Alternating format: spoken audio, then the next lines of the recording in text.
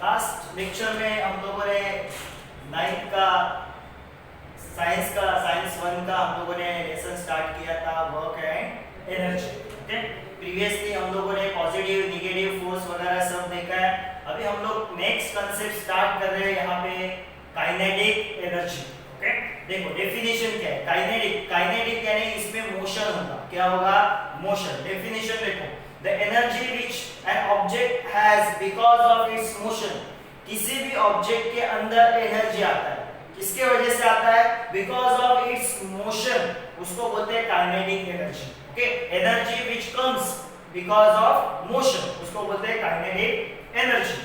आगे देखो क्या कहते हैं, work done by force to displace the stationary object. Stationary object means rest object. Okay, जब किसी भी ऑब्जेक्ट के ऊपर हम लोग क्या अप्लाई करते हैं? फोर्स अप्लाई करते हैं। यहाँ पे हम लोगों ने स्टेशनरी ऑब्जेक्ट के ऊपर फोर्स अप्लाई किया है। ओके, किसके लिए फोर्स अप्लाई किया है? वर्क होने के लिए। तो वो ऑब्जेक्ट क्या होता है? थ्रू अ डिस्टेंस s, वो ऑब्जेक्ट s डिस्टेंस जाता है। पहला वो स्टेशनरी था, उसके ऊपर फोर्स अप्लाई किया, वो कितना डिस्टेंस गया? s distance. The kinetic energy gain by the object. Okay, अभी उस ऑब्जेक्ट के अंदर जो काइनेटिक एनर्जी आएगा, एनर्जी आया है, मगर यहाँ पे काइनेटिक एनर्जी बोला है। क्यों? क्योंकि उस ऑब्जेक्ट में क्या आया है? मोशन। पहला वो रेस्ट था और बाद में वो सर्टेन डिस्टेंस आगे गया, यानी उसके अंदर मोशन आया। ओके, तो काइनेटिक एनर्जी का फॉर्मूला है work done of the kinetic energy is equal to work done of the object. Okay, तो kinetic energy is equal to F into S।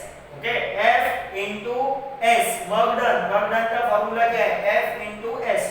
तो kinetic energy is equal to work done of the object. Object जितना work करेगा, okay, उतना ही उसका kinetic energy, या फिर object के अंदर जितना एनर्जी रहेगा उतना ही वो क्या करेगा?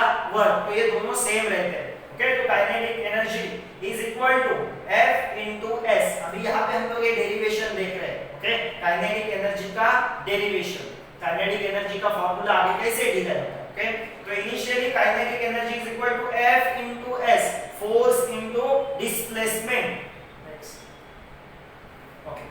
Next, expression for the kinetic energy. अभी काइनेटिक एनर्जी का हम लोग यहाँ पे फॉर्मूला डिराइव करेंगे। क्या दिया है उन्होंने? Suppose a stationary object of mass m, एक ऑब्जेक्ट है जो स्टेशनरी है, रेस्ट है, जिसका मास m है, moves because of applied force, उसके ऊपर फोर्स अप्लाइड होता है F। Let u be the its initial velocity. जब वो रेस्ट है तो उसका इनिशियल वेलोसिटी है u, और जब वो रेस्ट है तो वो इनिशियल वेलोसिटी क्या रहेगा? 0। ओके, कोई भी ऑब्जेक्ट जब रेस्ट में रहता है, स्टेशनरी होता है, तब उसका इनिशियल वेलोसिटी 0 होता है। Let the applied force be F। Applied force क्या है? F है। This generates an acceleration in A in the object। Okay, object पहला स्टेशनरी था, उसके ऊपर फोर्स अप्लाई किया। ओके, तो उसके अंदर क्या आया? एक्सेलरेशन। कौन सा acceleration? A। Okay, and after time t the velocity of object becomes equal to v। Initial velocity उसका u है जब वो स्टेशनरी था, उसके ऊपर हम लोगों ने फोर्स अप्लाई किया F, तो उसके अंदर आया acceleration A। And after time t, certain time के बाद उसके अंदर एक नया वेलोसिटी आता है। ओके, वो है उसका फाइनल वेलोसिटी, वो है v। क्या है? v। The displacement during this time is s। Okay, object stationary था, ओके, सर्टेन टाइम में वो सर्टेन डिस्टेंस चला गया, वो डिस्प्लेसमेंट क्या है? s है। ओके, तो work done on the object is equal to W is equal to F into S। Work done is equal to force into displacement. ये फार्मूला हम लोगों ने देखा है, work is equal to force into displacement. Okay, क्या है? m object है जिसका मास m है, उसके ऊपर हम लोग F फोर्स लगा रहे हैं। बिकॉज ऑफ दिस फोर्स उसके अंदर आता है A एक्सेलरेशन, फोर्स अप्लाई हो रहा है फॉर अ टाइम t, और उस टाइम में वो कितना डिस्प्लेसमेंट होता है उसका? s। तो work done is equal to F into S। Next, okay, according to Newton second law of motion. Newton का सेकंड लॉ ऑफ मोशन क्या बोलता है? देखो, okay, F is equal to, हम लोग के पास क्या है? F is equal to m into A। ये हम लोग F into A क्यों लिया? ओके, फोर्स का फॉर्मूला देखो, फोर्स का फॉर्मूला है मास इनटू एक्सेलरेशन, मास इनटू एक्सेलरेशन, ये फोर्स का फॉर्मूला है। ये फोर्स का फॉर्मूला लिया है, उसको इक्वेशन नंबर 1 नाम दिया है। हम लोग के पास ऑलरेडी एक इक्वेशन है, वो इक्वेशन कौन सा है? वर्क का F into S, force into displacement, ये ऑलरेडी इक्वेशन है। अभी हम लोगों ने एक नया इक्वेशन लिया है, क्या है वो? फोर्स का फॉर्मूला है। फोर्स का फॉर्मूला है मास इनटू एक्सेलरेशन। ओके, अभी Newton second law, second equation of motion क्या बताता है? S is equal to ut plus half at square. ये न्यूटन का इक्वेशन हम लोगों ने सीखा है प्रीवियसली, ये सेकंड इक्वेशन ऑफ मोशन है। S is equal to ut plus half at square, ये उसका इक्वेशन है। Initial velocity, object at the initial object was stationary, object क्या था? स्टेशनरी, तो उसका इनिशियल वेलोसिटी क्या था? 0। अगर u इज इक्वल टू 0 है, तो अगर हम लोग इस इक्वेशन में वो वैल्यू डालते हैं, तो u किधर है? इधर है, देखो यहाँ पे u है, यहाँ पे 0 डालेंगे तो क्या होगा? 0 into t क्या होगा? 0, 0 into t क्या होगा? 0 होगा, प्लस हाफ at स्क्वायर, तो 0 plus half at square, answer देखो 0 प्लस हाफ at स्क्वायर, तो आंसर क्या आएगा? 0 के अंदर कुछ भी ऐड करते हैं तो वही नंबर आएगा, तो s is equal to half at square. ऐसा इधर इक्वेशन आया, क्या इक्वेशन आया? s is equal to half at square. ये कौन सा इक्वेशन लेके हम लोगों ने यूज किया है? Newton second equation of motion वाला। ओके, अभी देखो ये वाला इक्वेशन, इक्वेशन सेकंड, इक्वेशन 1, इसका हम लोग यूज यहाँ पे करेंगे। देखो वर्क का फॉर्मूला क्या है? Force into displacement. फोर्स देखो m इनटू a, s का भी मुझे वैल्यू मिला है, क्या वैल्यू मिला है? हाफ at स्क्वायर, s का वैल्यू क्या मिला? Half at square. तो मैं इस इक्वेशन में ये दोनों वैल्यूज डालूंगा, m इनटू a जो f का वैल्यू है, और हाफ at स्क्वायर किसका वैल्यू है? s का। वो दोनों डाला तो क्या देखो आएगा? ma into half at square. अभी आप यहाँ पे देखो, यहाँ पे देखो ये a है, यहाँ पे भी देखो ये a है। ओके, तो a इनटू a क्या आएगा? a स्क्वायर आएगा, क्या आएगा? a square. और क्या बचता है? m, और क्या बचता है? हाफ, और क्या बचता है? t square. तो यहाँ पे स्क्वायर वाले दो टर्म, एक है a और दूसरा है t, तो उसको हम लोगों ने साथ में लिया, ये देखो at, और उसको ब्रैकेट डाला और स्क्वायर लिखा है, ब्रैकेट डाल के स्क्वायर लिखा है, और ये m और ये हाफ। ओके, तो इसको सिर्फ एडजस्ट किया, a इनटू a स्क्वायर, यहाँ पे t स्क्वायर है। ओके, तो a into t bracket square डाल दिया, इक्वेशन बन गया हम लोग का w is equal to half m at bracket square, at bracket square, at square नहीं बोलने का, at ब्रैकेट स्क्वायर। अभी इस at को हम लोग को निकालना है, at को क्या करने का है? हम लोग को निकालना है। तो कैसे आगे निकालेंगे देखो। ओके, अभी यहाँ पे हम लोग न्यूटन का फर्स्ट इक्वेशन ऑफ मोशन लेते हैं। क्या फर्स्ट इक्वेशन ऑफ मोशन है? v is equal to u plus at।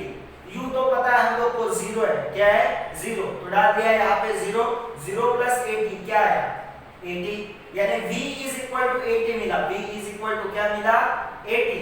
Okay, हम लोग के पास ये फॉर्मूला था, work is equal to half into m into at square, ये वाला फॉर्मूला था प्रीवियसली। अभी इस 80 का वैल्यू मिला है, 80 का वैल्यू क्या है? v, 80 का वैल्यू क्या है? v, तो यहाँ पे 80 के जगह पे मैं v डालूंगा तो मेरा इक्वेशन क्या आएगा? ओके, हाफ, ये वाला हाफ, ये वाला m, और 80 के जगह पे क्या डाल रहा हूं मैं? v, क्या डाल रहा हूं? v, तो क्या आया देखो? v स्क्वायर, क्योंकि 80 का क्या है? स्क्वायर, तो half mv square, half mv square. ये किसका फॉर्मूला आया? w is equal to half mv square, ये फॉर्मूला आया किसका है? वर्क का। मगर हम लोग यहाँ पे काइनेटिक एनर्जी का फॉर्मूला डिराइव कर रहे हैं। प्रीवियसली हम लोगों ने देखा एनर्जी जितना रहता है उतना ही वर्क रहता है, या फिर जितना वर्क उतना ही क्या रहता है? एनर्जी। तो ये दोनों क्या है? सेम। देखो kinetic energy gain by object is amount of work done of object. जितना वर्क डन होगा उतना ही काइनेटिक एनर्जी, या फिर जितना काइनेटिक एनर्जी होगा उतना ही क्या होगा? Work done. तो ke is equal to w, ke is equal to क्या लेंगे हम लोग? Work done. तो जितना एनर्जी उतना ही वर्क, तो इस w के जगह यहाँ पे हम लोगों ने डाल दिया k, और इक्वेशन बन गया ke equal to half mv square, half mv²। Okay, तो फाइनल इक्वेशन मुझे मिला ke is equal to half mv²। Okay, start किया है किसके फॉर्मूला से, w वर्क के फॉर्मूला से। बाद में हम लोगों ने कौन सा इक्वेशन लिया, फोर्स का। बाद में second equation of motion s का वैल्यू मिला। उसके बाद हम लोगों ने first equation of motion v का वैल्यू मिला। ये सब वैल्यूज डाल के ये फाइनल एक्सप्रेशन मिलता है हम लोग को काइनेटिक एनर्जी का। ये कभी-कभी क्वेश्चन आता है आपको, derive the expression for kinetic energy. तो ये उसका एक्सप्रेशन है, यानी ये इसका फॉर्मूला हम लोगों ने डिराइव किया। इसके ऊपर आपको सम्स भी आते हैं इस फॉर्मूला के ऊपर, के यानी kinetic energy is equal to half mv²। Okay, अभी अपना नेक्स्ट जो कांसेप्ट है, next potential energy. Kinetic energy देखा बिकॉज ऑफ मोशन। नेक्स्ट है पोटेंशियल एनर्जी। क्या डेफिनेशन है देखो, the energy stored in the object, object के अंदर एनर्जी स्टोर होता है because of its specific state, because of its specific state और पोजीशन। किसी भी ऑब्जेक्ट के अंदर उसके पोजीशन की वजह से, उसके स्टेट की वजह से उसके अंदर एक सर्टेन एनर्जी आता है, उसको बोलते हैं पोटेंशियल एनर्जी। क्या बोलते हैं उसको, पोटेंशियल एनर्जी। ओके, एग्जांपल देखो, an arrow release from the stretch बो। ओके, जब स्ट्रेच बो को हम लोग स्ट्रेच करते हैं, एरो को स्ट्रेच करते हैं, ओके, तो उसके अंदर एक सर्टेन एनर्जी आता है। उसको स्ट्रेच किया है तो उसके उस पोजीशन में उसके अंदर एक सर्टेन एनर्जी आया है। Next, water kept at the height. Water देखो, डैम का वाटर देखो एक सर्टेन हाइट पे ऊपर होता है, flows through a pipe into a tap below. Okay, वहां नीचे टैप रहता है, उस पाइप से वो फ्लो होता है। ओके, तो एक सर्टेन हाइट पे जो वाटर है उसके अंदर पोटेंशियल एनर्जी है। Next, compress spring. स्प्रिंग को कंप्रेस किया, स्प्रिंग को क्या किया, कंप्रेस, यानी उसके अंदर एक सर्टेन एनर्जी आया है बिकॉज ऑफ इट्स पोजीशन। कौन से पोजीशन पे है, या फिर बिकॉज ऑफ इट्स स्टेट, कौन से स्टेट में है वो, कंप्रेस स्टेट में, कंप्रेस पोजीशन में। तो उसके अंदर एक सर्टेन एनर्जी है जिसको बोलते हैं पोटेंशियल एनर्जी। ओके, अभी expression for the potential energy. Potential energy का अभी हम लोग यहाँ पे फॉर्मूला डिराइव करेंगे। ये इतना कुछ डिफिकल्ट नहीं है, काइनेटिक एनर्जी का इतना डिफिकल्ट नहीं है। क्या है potential energy, to carry the object of mass m। एक ऑब्जेक्ट है जिसका मास m है, h हाइट पे लेके जाने का है उसको, कितने हाइट पे लेके जाने का है, h, above the earth surface, earth surface से ऊपर। Force is equal to, force का फार्मूला क्या है, फोर्स का फार्मूला है, फोर्स का फार्मूला है m into a। a means acceleration, मगर यहाँ पे ग्रेविटी के अगेंस्ट लेके जा रहे हैं तो यहाँ पे acceleration due to the gravity, तो a की जगह यूज करने का g। क्या यूज करने का, g, क्योंकि अर्थ सरफेस से हम लोग ऊपर की तरफ जा रहे हैं। तो यहाँ पे f is equal to g आएगा, m into g आएगा। Okay, against the direction of the gravitational force. क्यों, क्योंकि ये हम लोग ग्रेविटेशनल फोर्स नीचे की तरफ होता है, ऑब्जेक्ट किधर जा रहा है, ऊपर की तरफ। ओके, तो ये डायरेक्शन डिफरेंट है। तो W work is equal to mg into h। Work का फार्मूला क्या है, F into s। वर्क का फार्मूला है, वर्क का फार्मूला है F into s। F into s, F क्या है, mg, s क्या है, क्या डिस्प्लेसमेंट। यहाँ पे डिस्प्लेसमेंट क्या है, हाइट, हाइट पे जा रहा है, तो s के जगह हम लोगों ने h लिया है। क्या लिया है, h। तो f का वैल्यू है mg और s के जगह हम लोग क्या ले रहे हैं, h, क्योंकि हाइट में जा रहा है, सर्टेन हाइट पे जा रहा है। ओके, तो क्या आएगा, w is equal to mgh। क्या आएगा, mgh, the amount of potential energy stored in the object because of its displacement. Okay, because of its displacement, amount of energy stored in the object because of its displacement. कैसे जा रहा है उसका displacement, अर्थ के height, अर्थ के surface से ऊपर की तरफ जा रहा है, तो उसके अंदर एक अमाउंट ऑफ एनर्जी स्टोर्ड है।